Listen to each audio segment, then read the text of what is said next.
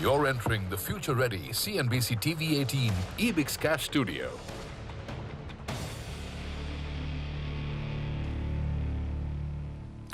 Good morning and welcome to Bazaar Morning Call from the CNBC TV 18 EBIX Cash Studio. I am Anuj Singhal, with me Sonia and Nigel, and of course we are starting a brand new day after yesterday's slam dunk when the market closed almost at the low point of the day. Let's see how the cues are looking this morning. The US cues or the global cues are quite mixed actually. The bond yields remain elevated, in fact going up towards 1.94. But what would be comforting for the emerging market investors is that the dollar is muted at 95.44. And the reason I say that, Nigel and Sonia, is that yesterday we were talking to Chris Wood, and I think for me that really stood with me. I asked him towards the end, what's the view on the dollar? And he said, look, I mean, at the end of the day, with all the taper and all the rate hikes, everything that the market knows, dollar should have strengthened by now, and by much more. It hasn't. So in that sense, it can be interesting that perhaps can this be the silver lining? If you're looking for one, that's one silver lining, apart from Brent crude, of course, which has also seen a bit of a decline.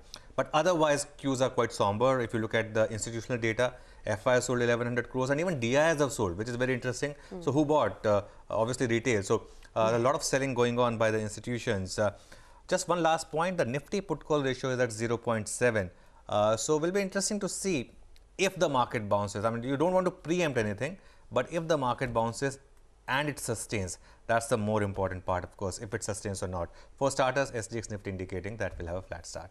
Good morning. Hi, good morning, Anuj. Good morning, Nigel. Absolutely. I mean, the SGX Nifty, despite that big fall yesterday, it's what, 1,000-point fall on the Sensex, SGX Nifty is not indicating any major rebound, right? So that says a lot about how the texture of the market perhaps has weakened. And as Anuj was pointing out, both foreign and domestic investors sold in the cash market. So now, put together in the month of February so far, FIs have sold almost 5,200 crores. The big talking point, as we all know, is the upcoming data on inflation that comes out from the US on Thursday. And the Dow had a very volatile session yesterday. So in the run-up to this big event, the Dow actually lost 235 points from the top. So it may look like it ended with a bit of a flat session, but there was a lot of volatility intraday. And, Bank of America put out a note yesterday where they said that the Fed could implement 7 rate hikes this year, 7 25 basis points rate hikes this year. So I guess that is spooking the market a bit. Sentiment is definitely on the downside. But Anuj, how does one approach it? Because it clearly seems like risky assets like equities have taken a backseat for now. But this is, in hindsight, always the best time for, long-term investors to buy, right? Sonia, the issue here is that, as you said, the market is pricing in 7 rate hikes.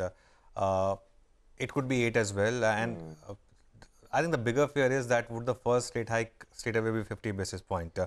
Anyway, look, I want to make 2 points. One, even though it's not a market about the technicals and levels, let me still put 2 levels on board, and after that, I'll talk about what the market may do. But for starters, Nifty needs to hold 17,100 or thereabout to protect bigger decline. I mean, if you've seen the trend line of the Nifty, then 17,100 really becomes that line in sand on a closing basis. You need to really hold that, because if you don't, in that case, a second test of the 200-day moving average of 16,700 is possible. We tested the 200-day moving average, I think in December last year, and we bounced back from there and had a sustainable bounce or a decent bounce.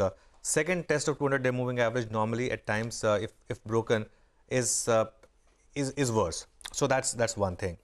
Second is that this is a market, Sonia, in which now you perhaps for foreseeable future may not have leadership from IT, which is one pocket of the market which was doing well. Now, it's not as if, IT index has already fallen about 12%. It's not that the IT companies' numbers are bad or they will get bad.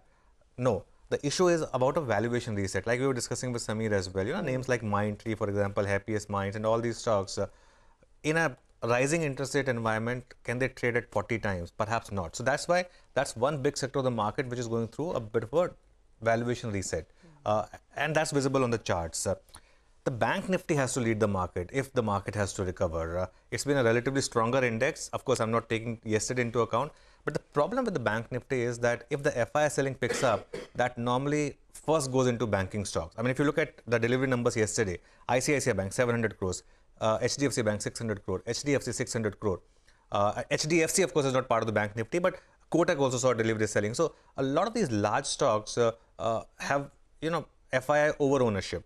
And if FII sell, that's the first pocket. So that's why that's a bit of an overhang. FI long exposure is down to 37%, and as I said, the put call ratio is down to 0.9. So market is oversold. Yesterday also 11,600 shorts were added. Market is oversold, but just because market's oversold doesn't mean it will go up. But if it goes up and sustains, then there can be some short covering. But till that happens, the market's texture is sell on rally. When will that happen? If you start to see a close at the highest point of the day for 2 or 3 days. Like you said, US market, even though intraday looked good, but ultimately ended at the low point of the day. You end at a low point of the day when you know that the market's weak and you don't mind taking home short positions. And that's what happened overnight in the US. That happened in India yesterday. And I won't be surprised that if at some point you break yesterday's low. After that, if you protect that or not, time will tell. Nigel, hi, good morning. Well, morning, Anuj. As both of you all have stated yesterday, the institutions were net sellers. So the combined net sell numbers were around 2,500 crores odd.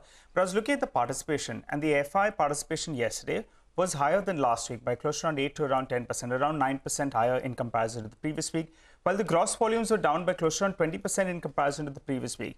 It could have been, part of the Maharashtra factor or not. I'm not sure about that. But the participation today will be quite important to look at, because yesterday it appeared institutions sold 2,500 crores, or there was large cap selling that we saw.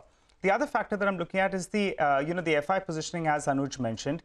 They continue to remain net short on the index. But yesterday they wrote calls as well big time. So close to around 60,000 call contracts is what they wrote, in the ratio of close to around 3 calls for every 1 put. Until yesterday, you had more number of puts that were written in comparison to calls. So with yesterday's 60,000 contracts, now in fact, we have more number of calls that are written in comparison to puts. And indices yesterday, yes, we were down close to around 300 points odd, but the mid cap and the small cap indices, they did a relative outperformance. Can that continue?